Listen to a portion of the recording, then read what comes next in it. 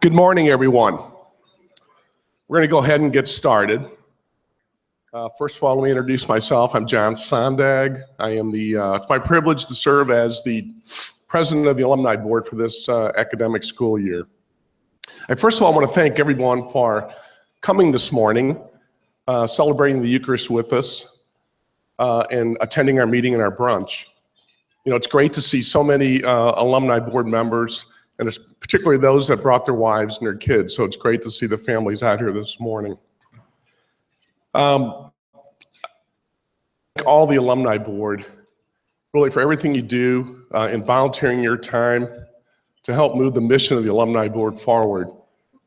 And you know, you're giving up of your time and your talent and effort to help move the mission forward is really important. So appreciate everything that you've done on that. I'd like to also, at this time, recognize some of the other Alumni Board officers that are here today. When I call your name, if you can just kind of wave out, these men help do all the planning and work with me and making sure that our meetings and our mission of the Alumni Board are reached. So Tony Conroy, class of 78. Jeff Rombeck, class of 98. I saw Mark Burns, but Mark's class, there is Mark, class of 93. So appreciate all their help on that.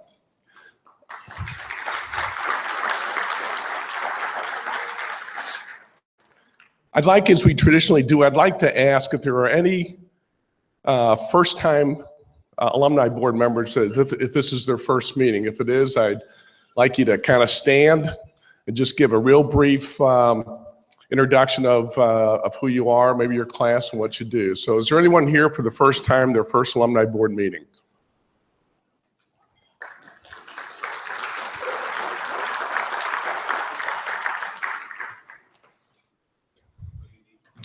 Well, just tell a little bit about what's your name, what's your class, maybe what you do.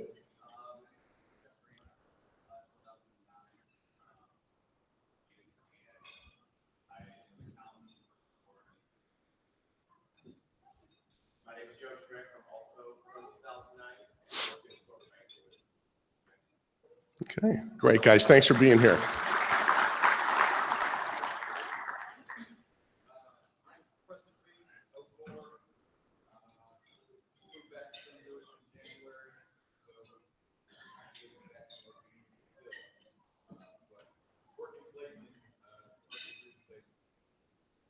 Okay. Well, very good. Well, thanks for bringing your family today. So. Okay, I'd like to give an update really on our phone-a-thon efforts for 2016. You know, we had, and most of the information's up on the board, so I'm not gonna go through and read everything, but I can tell you that it was extremely successful. You know, we had over 30 classes that conducted phone-a-thons, and 92 alum participated in that. And I think first of all, thank all of you that took the time to come down here and help us drink beer and eat pizza. It's always great to have an opportunity to kind of call your classmates. And I know that I got a lot of my classmates of 71 right here in the front table who are supposed to give me the hook if I keep talking too long. But real classmates that maybe you see every 5 years at a reunion. So you know, those efforts this year raised about $83,000 just from our phone-a-thon efforts. Now we also had over 1,000 alum that we sent handwritten notes, we sent text or emails, once again communicating any way we can with our fellow classmates on the importance of supporting St. Louis U High. And you know, through November 30th, you can see the total there, we had about over 1,600 alum have made a gift or a pledge to St. Louis U High. And that's more than 301 than what we had a year ago. So I think those efforts are really paying off. And I want to thank you. I also want to mention that for those of you you know, usually This year was reunions for classes that ended in 1 or 6. Now for the classes that had 5, 10, or 15-year reunions, we really didn't have a phone-a-thon effort for you. This Thursday night, you'll have an opportunity if you have an interest in coming down. We are having another phone-a-thon. Starts at 6 o'clock. I'm looking around for Joe. It'll be right here in this room. I'm sure we'll have beverages and refreshments and food. So if you have any interest, or if you just have an interest in not, if you didn't have a chance to make it down with your class and you'd still like to come down and make some calls, 6 o'clock Thursday night.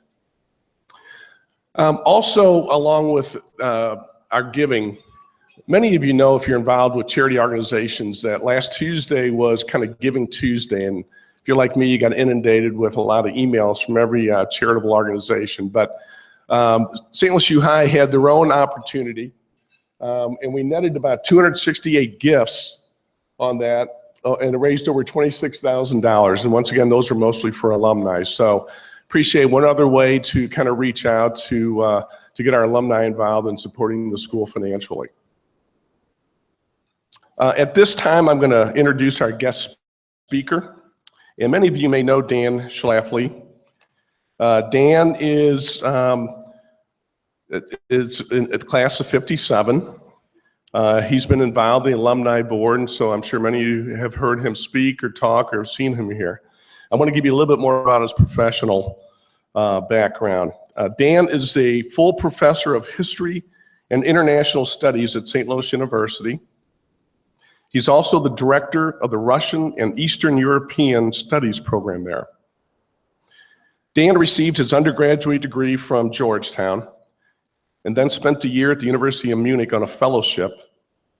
And when he returned to the US, he earned both his master's degree and his doctorate degree at Columbia University.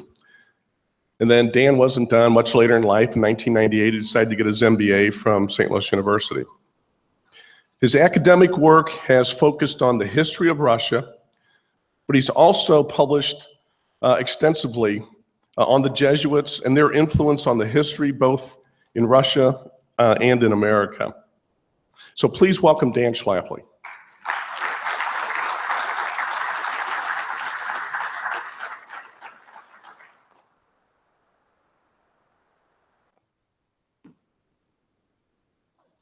Thank you for this introduction.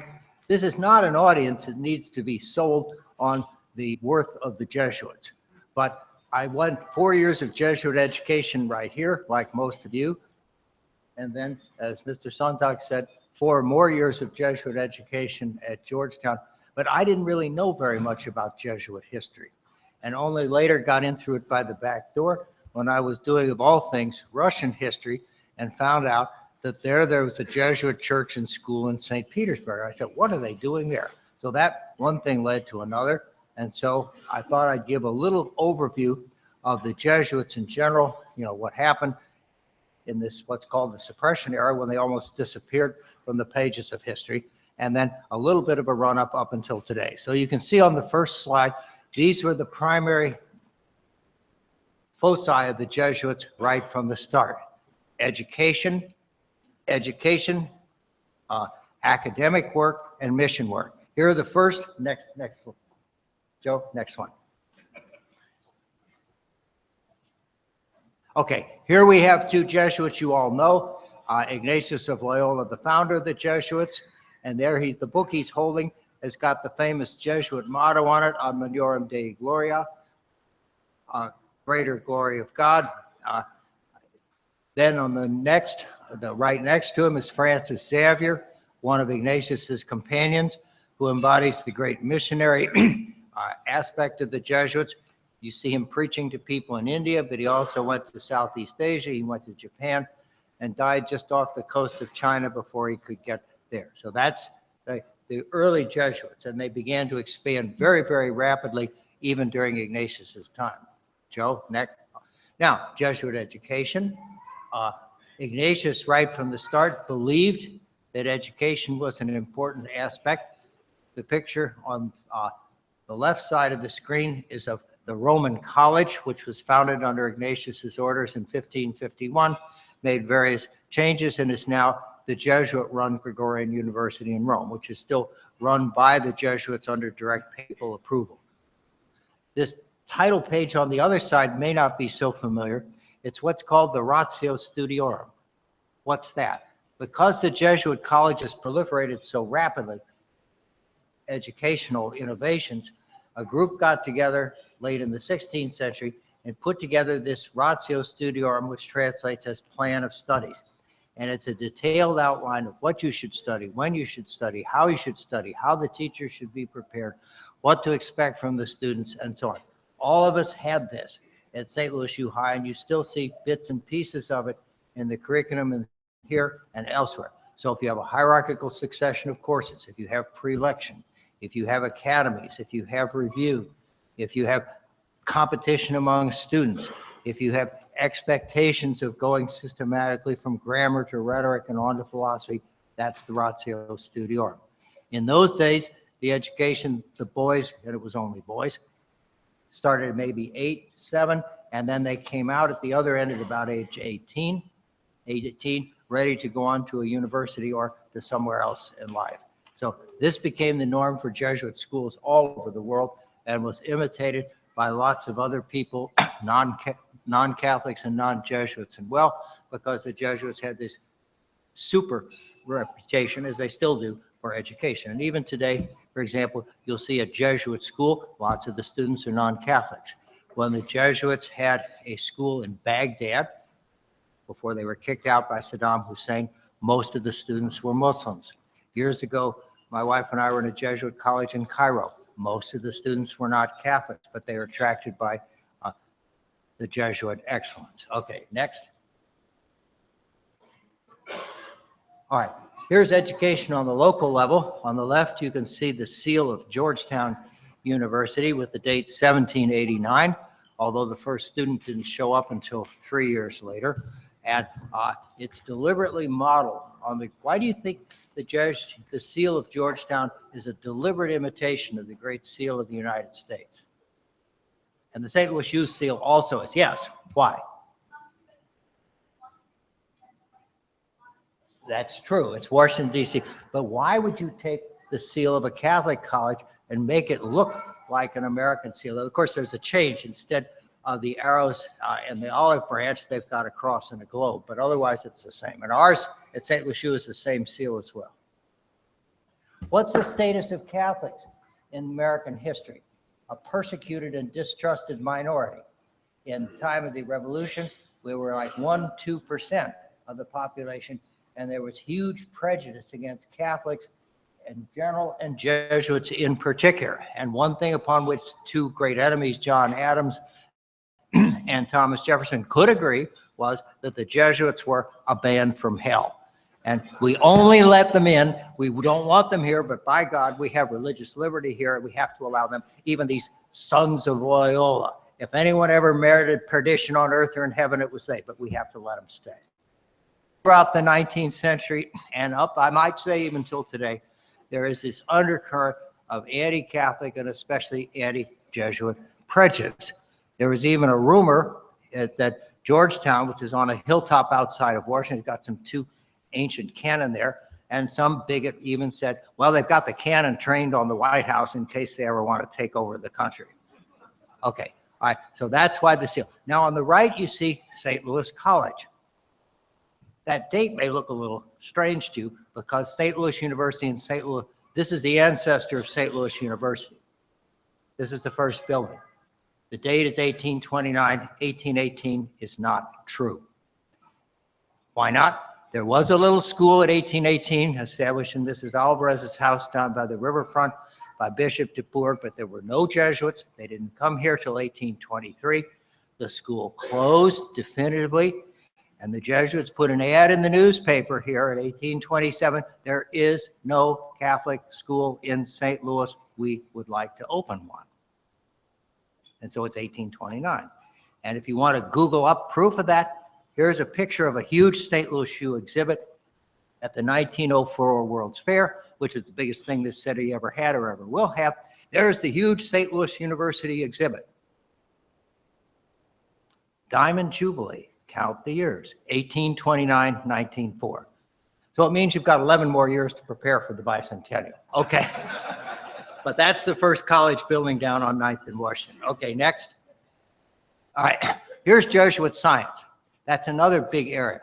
On the left, you see Pope Gregory XIII with the Gregorian calendar, named after him. Who got the idea? Jesuits. Jesuit astronomers figured out that the old Julian calendar was out of whack by that time, like 10 days a year, 11 days a year, and so on. And so he promulgated it. But you want to win a bar bet next February? What date is listed in the parish registry of Westmoreland County for George Washington's birth?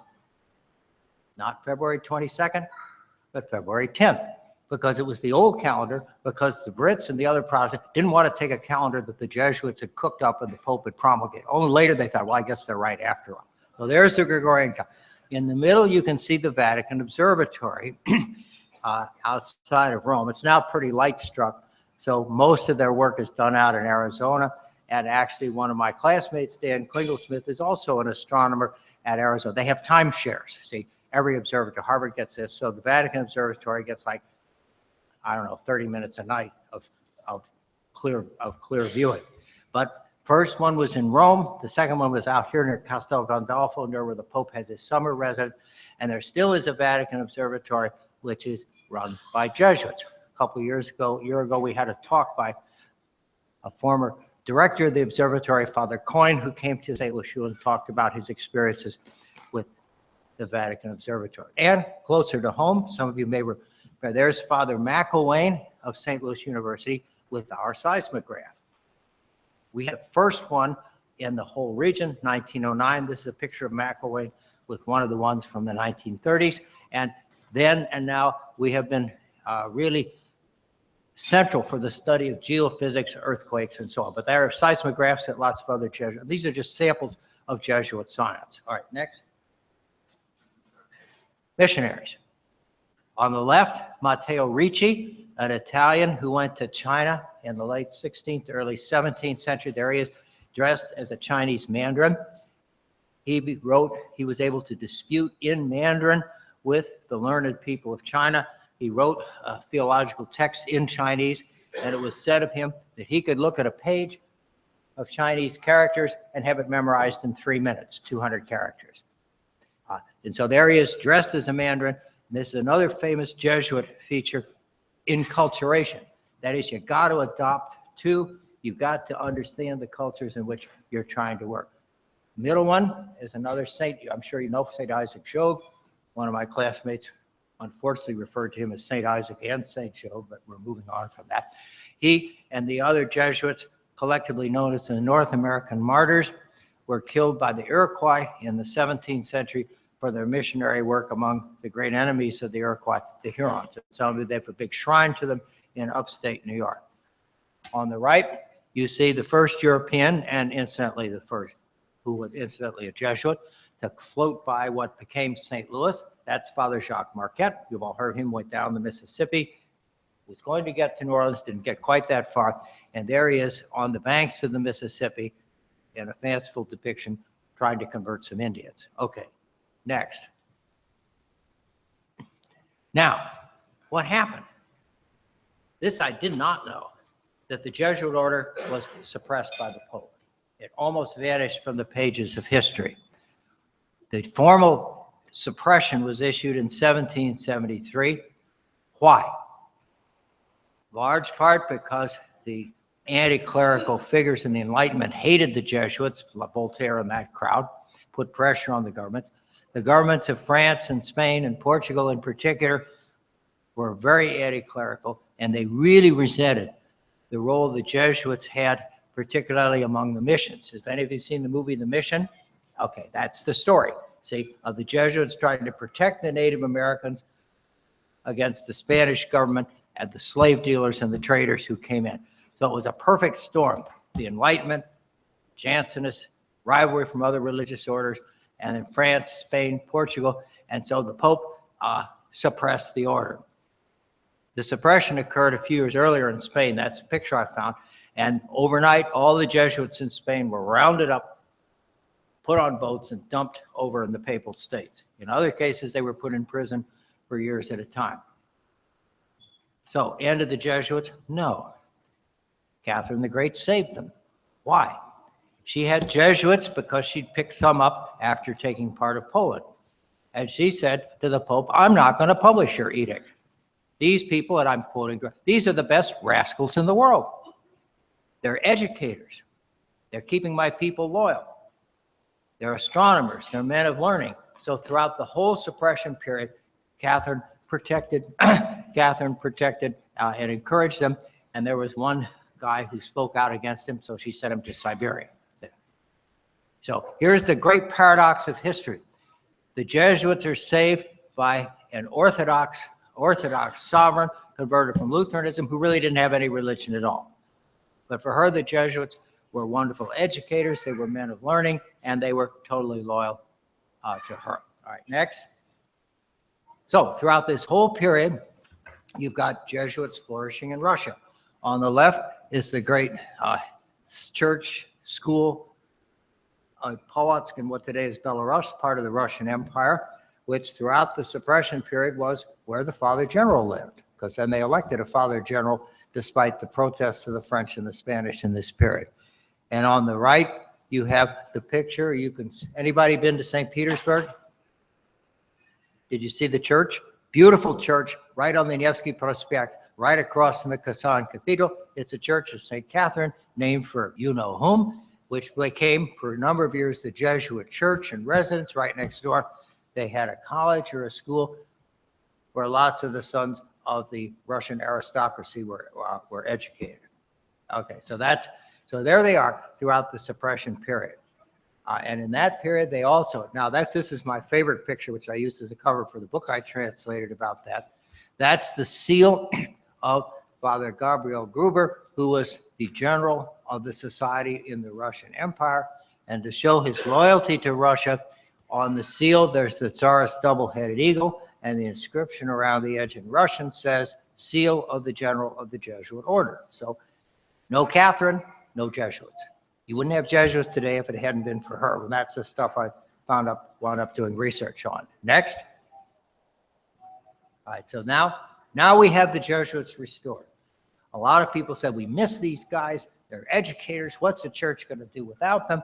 And so finally, this is Pope Pius VII, who'd been thrown in jail by Napoleon. He gets back to Rome. He said, I want these guys back.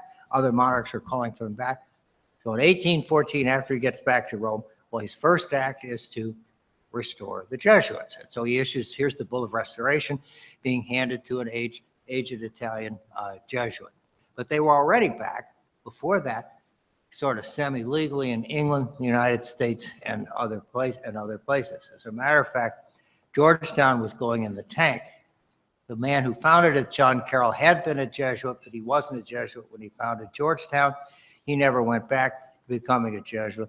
But at one point, things were so bad at Georgetown that the president called up Carroll, said, please send me guys from Russia, which they did. At one point, there were more Russian Jesuits than American Jesuits at Georgetown. So without the Russian society, no Georgetown either. All right, so here's the society. Next. Now, we have our own famous Jesuits. You all know Peter de Smet the Fleming. He was part of the first group that came here in 1823. He later was treasurer of St. Louis University. He also was a huge missionary to the Indians. There's a picture of him with a group of Indians, decorated by the United States. The university used to have a huge museum of his stuff up on the fourth floor of Dubourg. Somebody lost it, but we have pictures, so we know that he collected all kinds of things on his trips to the West. All right, next. All right, Missouri, a feature of every province in the society is that it has a mission, special missions. So, for example, New York would have, Boston would have in the Caribbean, and we in what used to be, we now just joined the Southern province, so we've together. But our missions historically have been twofold. One, as some of you may know, St. Stephen's in Wyoming, and one of my classmates, Tony Short, was a missionary. I'm sure you all have run into Jesuits who spent time there. It's in what was British Honduras, now Belize, where the Jesuits had a number of parishes and still have the St. John's College in Belize City, which every now and then sends students to St. Louis University, and Jesuits and our students go down there on mission and other trips. Okay, next. Now, we come to today. Now, the Jesuits have got now a double header. The first Jesuit Pope, as you know, Pope Francis, first time unusual. The reason I picked that picture is because my wife and I were there, because this is 2013. He's elected just a couple of months before. And of course, he's enormously popular. And it just so happened there was a huge international rally of Harley-Davidson riders from all over the world. 110. We didn't know that. We said, there are flyers in the hotel. Please be nice. These people may look like thugs, but they're really nice people underneath, which is true because we're walking around outside. I was there doing research in the Jesuit archives, which is right next door there. And so there I go out. There are all these bikers sitting out having dinner. And I said, what? Well, here come, I was saying in German, Salzburg. And they all, if you've ever seen them, they all have their jackets with their badges on them and life member and road captain and road queen, all of that stuff. And they tell you where they're from. So you could tell. Here were a bunch of bikers, Salzburg, that they didn't look like Sound of Music, but when you ask them, well, I'm a dry cleaner, or well, I'm a baker. They're all this. And then there was a group from Poland in the square, and I was talking to them in Polish, and I said, how'd you get here? Rode over the Alps. I said, natural air conditioning. So there they are, hundreds of thousands of bikers filling St. Peter's Square. The Pope blesses them. They give him 2 motorcycles, which of course he auctions off. He didn't ride them himself. And then to celebrate, they went on a festive ride through the city, roaring around the Colosseum 3 times. But there's Francis. They're being greeted by the bikers. And on the right is the most recent Jesuit leader. That's Father Arturo Sosa, who was just elected Father General of the Jesuits at the 36th. Every so often, the Jesuits have a big international meeting called the General Congregation. There have been 36 of them in the course, and the 36th just concluded Rome in October, and that's when the new Father General Arturo Sosa Venezuela was meeting. And I thought I'd conclude this short presentation with a picture of the new Father General of the Jesuits, Father Sosa from Venezuela, and the Jesuit Argentine now Pope, Father Jorge Bergoglio, now known as Pope Francis. I hope this rather whirlwind view of Jesuit history has been somewhat entertaining. Thank you.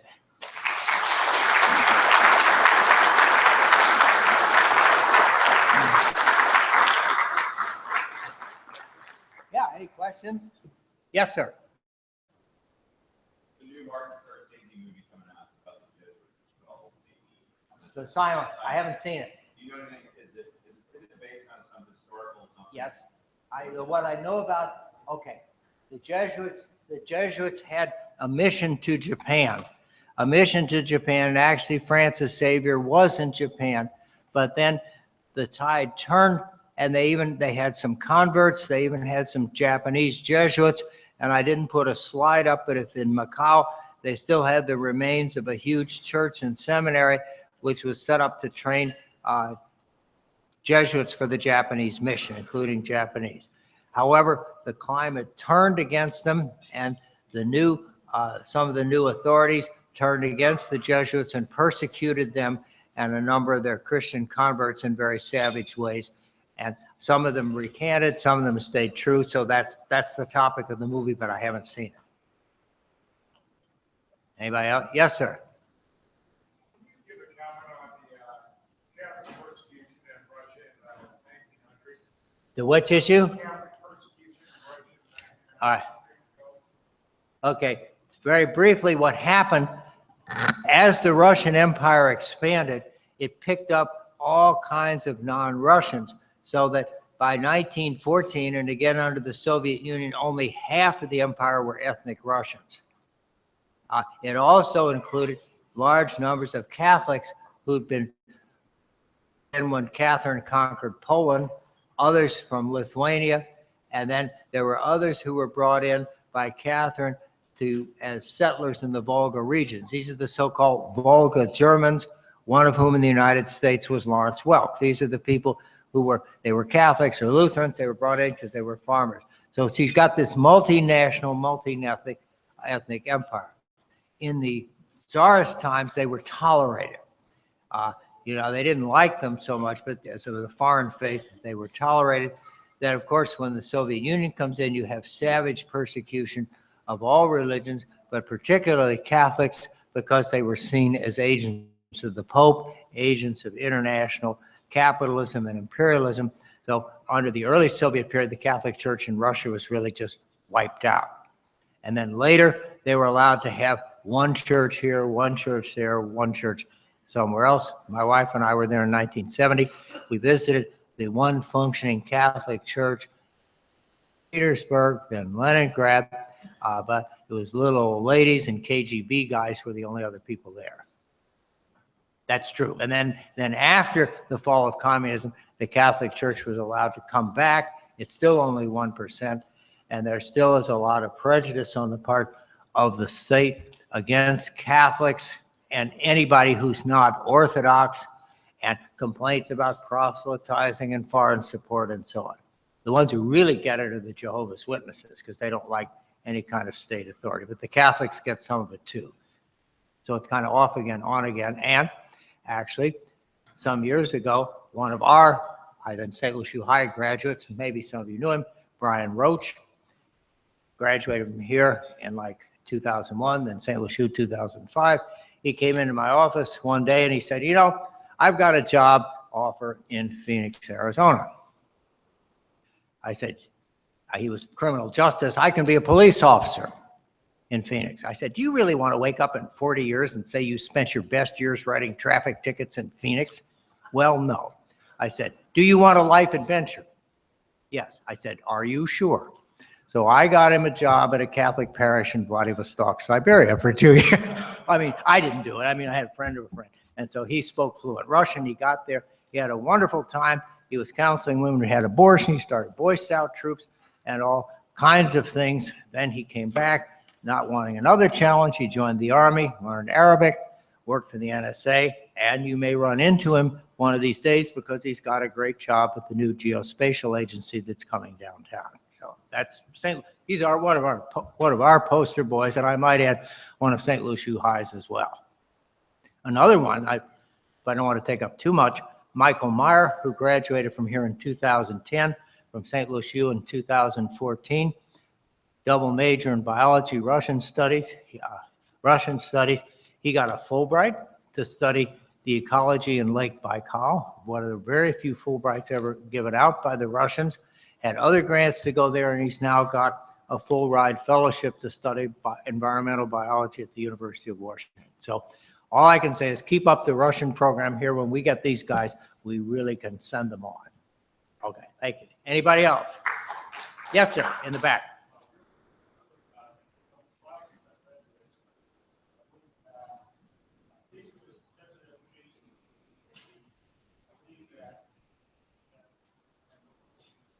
A little louder, please.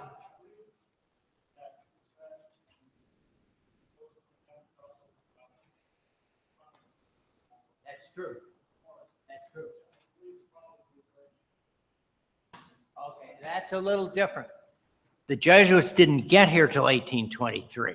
There wasn't a single Jesuit in town. Philippine Duchesne got here earlier in 1818. She was here, somebody, maybe a Sacred Heart girl is nodding there. She was here earlier. They were here first. They were here first. And actually, one of my Russian Jesuit Catholic converts came out here later to visit her, our Mother Gallitzin. But that's another story. That's another sort of Russian connection. She was here first. The Jesuits came. The Jesuits, starting in 1823, 24, needed some way to make money. They were starving to death out there on the bishop's farm in Florissant. And so they got in the government trough. They got a government grant for $800 a year to educate Oto Indians. I'm not making this up. So John C. Calhoun gave them a grant. And they're wonderful stories. The best account is by a guy named Gilbert Garrigan, who's written a history of the Jesuits in the middle of the United States. He said, and my wife was the first one to find it because she worked on early history of the archdiocese. Here was one of these scholastics saying, I'm worn out. He said, I have to do my own studies, such as they were. I have to teach the Indian boys, and I have to stay up all night lest they run away. So those were hard times on the frontier. So, but that's a little different. So they had this Indian school, and then there were one or two non-Indian boys there, but this little academy in St. Louis was something totally different. DuBourg's Academy, that definitively closed. Okay. Thank you.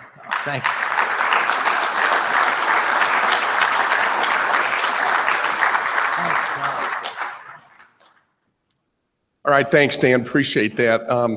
He did leave a little pop quiz here, so I'm going to ask, does anybody remember the name of the priest who had the seal of the Jesuits? Okay, I'll go to the question number 2. Does anybody remember the 2 locations where the missions are?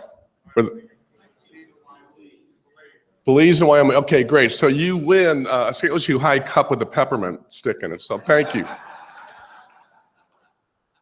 Okay, at this time, we're going to get an update from the school from President Dave Laughlin.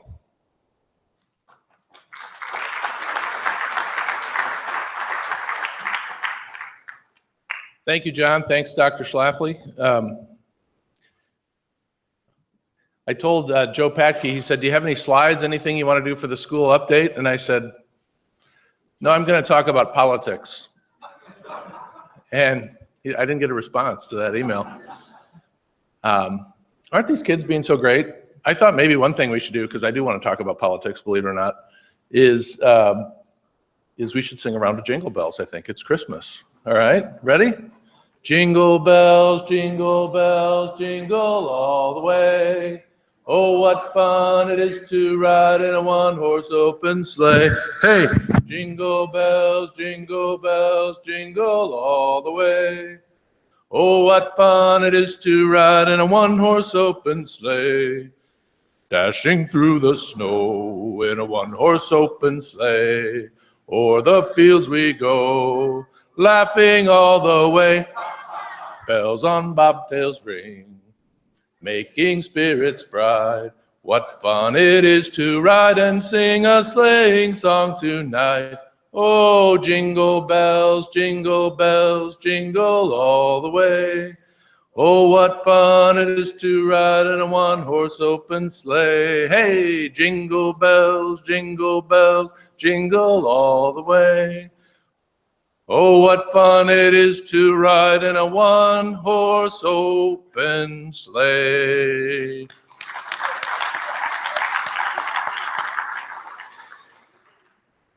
So, Dr. Schlafly, I want to say thank you. And we like to say at St. Louis U High that we have the largest pool hall west of the Mississippi, which we just keep saying. We don't know if it's ever really been confirmed, but until we get challenged. So I learned something this morning, but I'm pretty sure we're going to stick to 1818.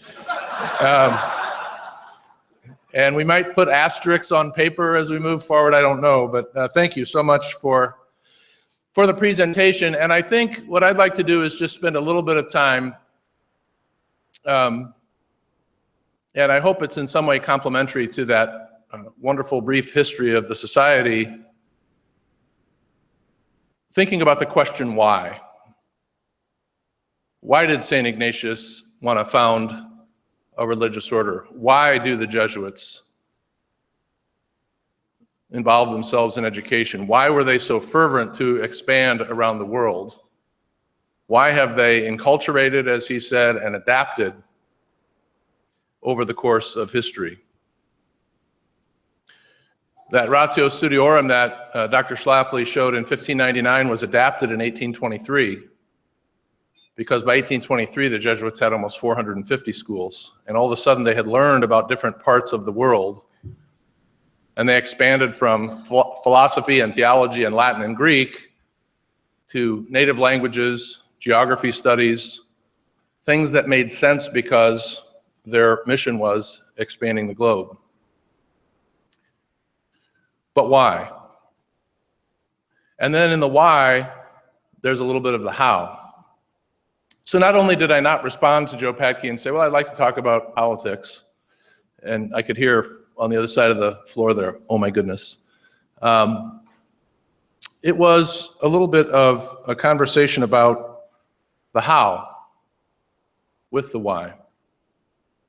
So I could give you a school update that talks about the fact that there's a pretty strong interest in terms of our enrollment for next year, or that Gary Kornfeld was just put in the Missouri Football Coaches Hall of Fame, or Rich Moran was just recognized by University of Chicago as their outstanding educator, or their ACT average is something. We just had 4 kids get a 36, and that's like 42 in the last decade on the ACT.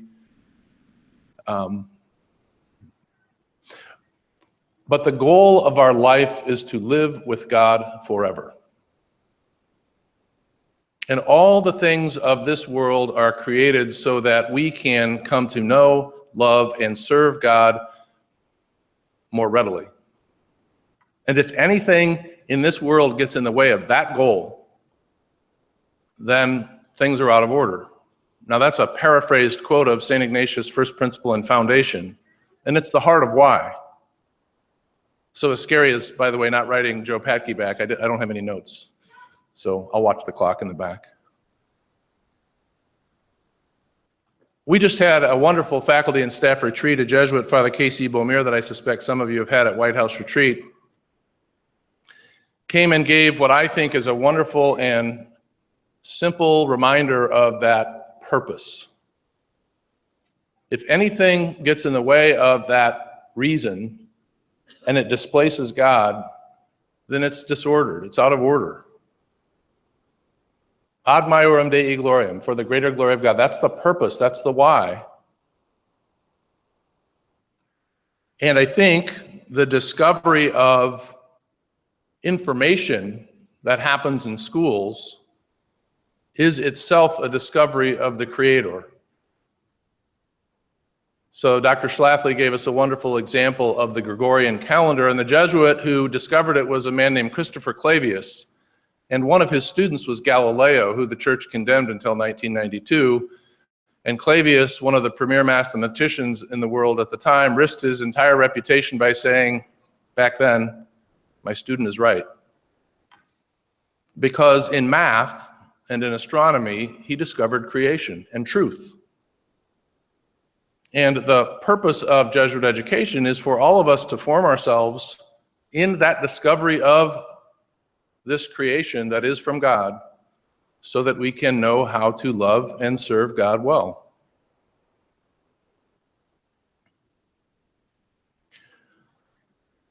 The how becomes sometimes mixed up, disordered with the why. But we should remind ourselves that these great men and this great history up to today and the purpose of our school is found in the why. The goal for our students is for them to live with God forever. And to be the kind of people who can shape and lead the world and share in that sense of eternal purpose. But we live in this temporal world, and so that's where we try to train leaders. We have this wonderfully unique school here in this metropolitan area that really was a vision from Ignatius for years ago. The geographic diversity of our school, the economic diversity of our school, the ethnic diversity of our school is a rich opportunity. But the reality is, it means that we pour people into our school every day who come from all of these perspectives and quadrants in our city. And I wanted to spend my school update time sharing with you a little bit of what we're trying to do, what we tried to do, what we continue to try to do with our kids in the freedom of our American political climate that is visceral, it's volatile, it's polarized. We met as a staff last summer and we said, what's our greater goal here? Our greater goal is to try to train leaders who can enculturate, who can engage people in dialogue, who are willing to listen and be empathetic in service to others. So with that diversity spilling into our hallways, so does the polarization that you're reading about and hearing about in schools, of course, all across our culture. But we've spent time with our kids talking about two things, the faithful citizenship document of the church and what it means to be in civil discourse, something that is in jeopardy in our country, to engage one another. And I won't go through the full program, but I do want you to know that we've been very intentional with our faculty and staff and with our students in training them and talking to them, and then in trying to practice that. So just before the National Election Day, we had a day called Issues Day. And in the midst of it all, it's interesting to be in my position where, I'll get a note from a parent saying, there's a lot of conversation about social justice down there. That's one of the evils of the left. Or something commensurate from the right, and they want the school to be political. And yet, what I have worked with our staff on, it's not unique and it's not new. We're Catholic. We're a Catholic school. So how do we train kids to be leaders in a culture, countercultural, if you will, to engage people in civil discourse? Well, some of it's classical Jesuit education. Be learned. Know your principles. Know your beliefs. Know them deeply. But understand the people who disagree with you as deeply, and engage them in dialogue. Because it's one thing to be in a corner and say I'm right, and it's another thing to say I love that other person so much that I believe I can help them. But it's also something to say we share a common humanity. And how do we as a school help our kids engage in that conversation? So on Issues Day, we had 3 speakers. We had a woman come who is the editor of a philosophical journal on the consistent ethic of human life. And she gave a personal witness to, but then a very kind of natural law philosophical presentation on the reason that life ought to be protected. It was so good that our sophomores and juniors in this room gave her a standing ovation. Our boys don't give faux standing ovations, right? It was really good. We had somebody from the International Institute come who was a Bhutanese immigrant, and he talked about his pathway of having no homeland until he could come and emigrate to this country, and how proud he was to be a citizen of this country, and how he was helping other immigrants assimilate to our country.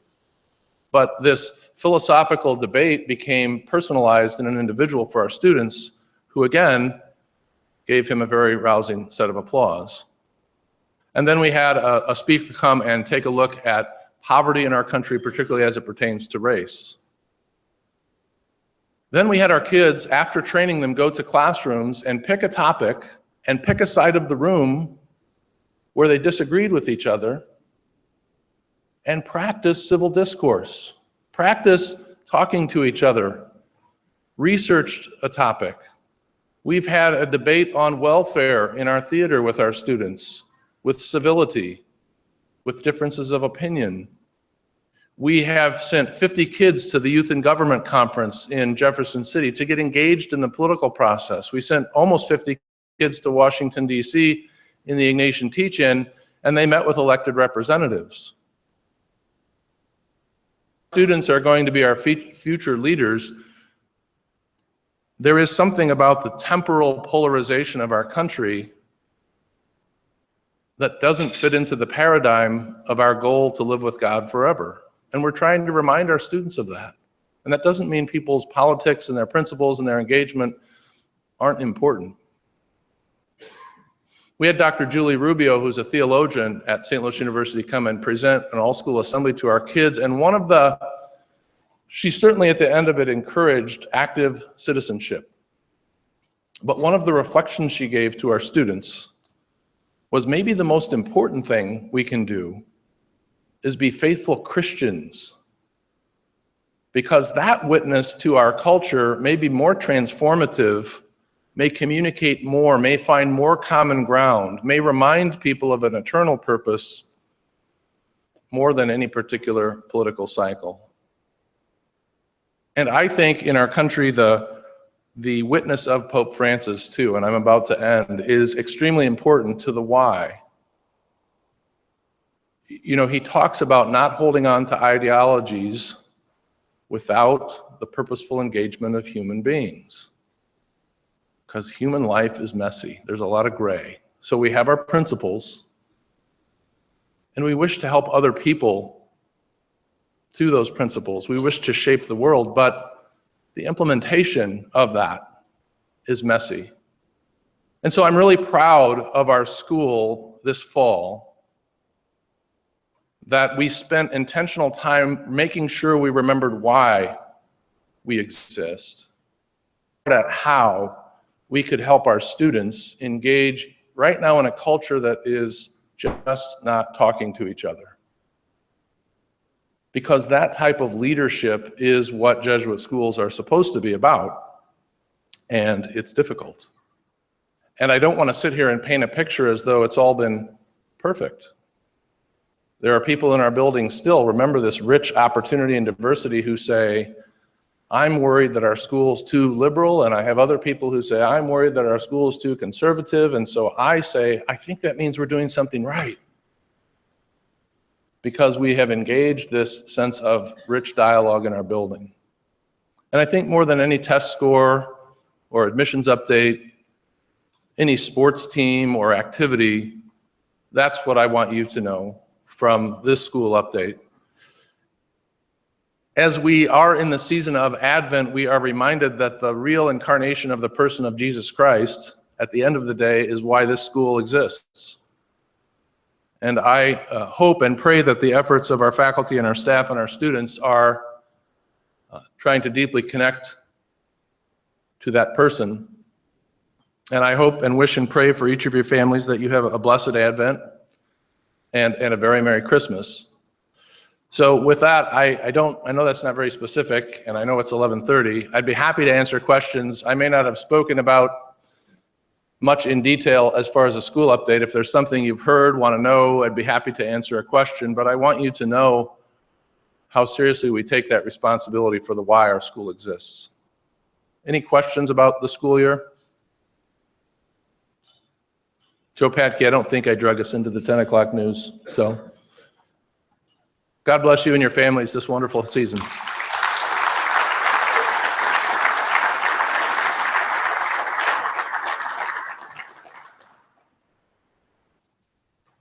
Hi, thanks, Dave, and thanks for your leadership of the school. I know you talked about a lot of the accomplishments, not only just the academic, but I think the provocative thought that we have with our students, and the values and working and giving back to the community. I think it's a reason why the Alumni Board is so committed to supporting this institution, because of the work that you and the staff have done, so thank you.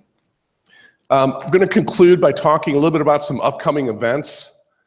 They're listed up in the board. I'll just go over them real briefly. First of all, on Thursday, December 22nd, it's the SLU basketball 100th anniversary celebration.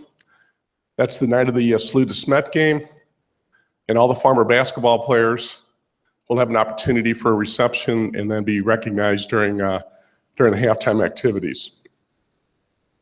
The Christmas Eve Mass is on Saturday, December 24th at 10 p.m. It'll be in the chapel where we celebrated Mass this morning. The Alumni Retreat at the White House, it's the weekend retreat, January 5th through 8th. This is always something that fills up fast, so I would just encourage you, if you're interested, to please sign up soon, because those spots do go very fast. Next year will be the reunion for the classes that end in 2 or 7. The reunion planning dinner is going to be on Thursday, January 19th, in this room, I believe. So if you would like to participate in the planning of your class reunion, and you're one of those years, please sign up or show up that evening. Our next Alumni Board meeting, our winter meeting, will be on Thursday, February 23rd. And that will begin, you'll be notification out at 5:30 on that, Joe. So hopefully everybody will have an opportunity to come and participate in that as well. And then finally, the Cashbot 2017, it's going to be on Saturday, April 8th. The theme this year is Oakland Downs. The 45th running of the Cashbot should be a fun event. Hopefully, if you haven't gotten your tickets, you'll have an opportunity to get so quickly.